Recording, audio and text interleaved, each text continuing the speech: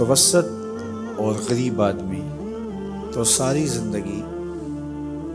جس طرح کولو میں بیل جتا ہوا ہوتا ہے، کام کاج میں جتے رہتے ہیں اور کمائی کر کر کے لوگوں کی ضرورتیں ہی پوری کرتے رہتے ہیں۔ ایک بیٹی کی شادی کی اور جمع شدہ پونجی اس پہ لگا دی، مقروض ہو گئے، پھر کچھ عرصہ قرضہ اتارتے رہے اور پھر اس کے بعد بیٹی کی شادی کی تیاری میں لگ گئے۔ اور اسی طرح بیٹوں کی شادیاں بھی آسان نہیں رہی، اس میں بھی جو دور موجود کے تقاضے ہیں اور پھر جس طرح بھاری اور بھرکم ولیمہ کرنے کا ایک کلچر پیدا ہوا ہے، جس سے آپ یہ معاشرے کو بتانا چاہتے ہیں، اپنی برادری کو بتانا چاہتے ہیں کہ ہم اتنے مؤثر ہیں اور ہمارے تعلقات اتنے وسیع ہیں۔ آپ کا قد کاٹ اور آپ کی شناخت ولیمے کے حجم سے معلوم ہوگی، شادی کی تقریب کے بڑا اور چھوٹا ہونے سے پتہ چلے گا کہ کوئی شخص کتنا معاشرے کا باوقار شخص ہے، جبکہ ماضی میں کسی شخص کے کردار سے پتہ چلتا تھا وہ کیسا شخص ہے، کسی کے رویوں سے سمجھ آتی تھی کہ وہ کیسا شخص ہے، اس کے کیے ہوئے وعدے بتاتے تھے کہ وہ کیسا شخص ہے، اس کی زبان کی سچائی، اس کا طرز زندگی، اس کا انداز معاشرت، اس کا طرز وفا بتاتا تھا کہ وہ کیسا شخص ہے۔ لیکن آج چونکہ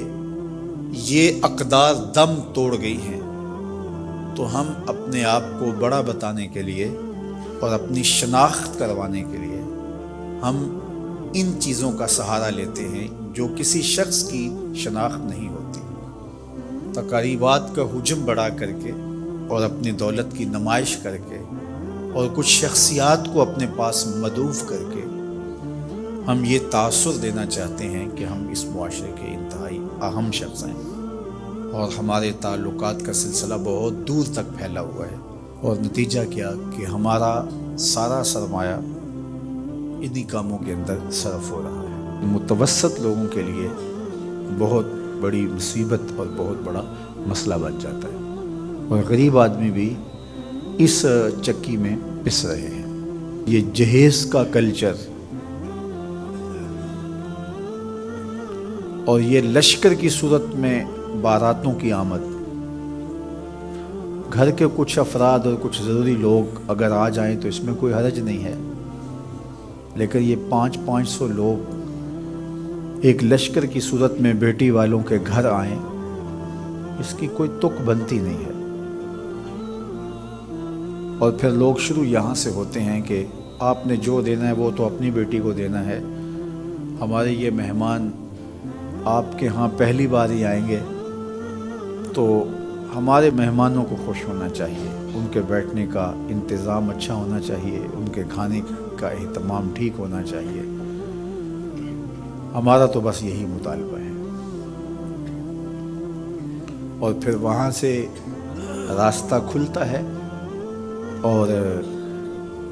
جہیز کے مطالبات بھی شروع ہو جاتے ہیں۔ بیٹی والوں پہ بوجھ نہیں ڈالنا چاہیے، لیکن بیٹے والوں پہ بھی بوجھ نہیں ہونا چاہیے۔ جب کسی معاشرے میں نکاح مشکل ہو جاتا ہے،